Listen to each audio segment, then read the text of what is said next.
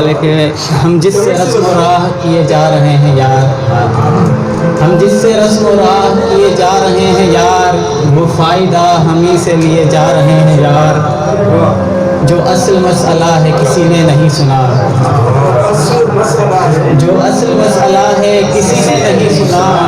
سلجھاؤ اس کے پیش کیے جا رہے ہیں یار، رب جانے دونوں کب سے محبت کے نام پر،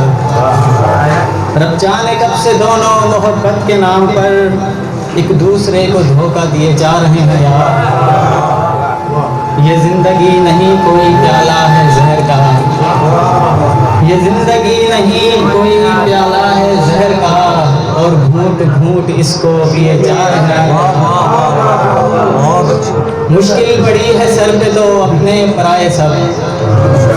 مشکل پڑی ہے سر پہ تو اپنے پرائے سب، نمبر میرا بلاک کیے جا رہے ہیں یار، مشکل پڑی ہے سر پہ تو اپنے پرائے سب، نمبر میرا بلاک کیے جا رہے ہیں یار، آتش کے زیادہ سفر میں پاس میرے اور کچھ نہیں، زیادہ سفر میں پاس میرے اور کچھ نہیں، ایک سانپ آستین میں لیے جا رہے ہیں۔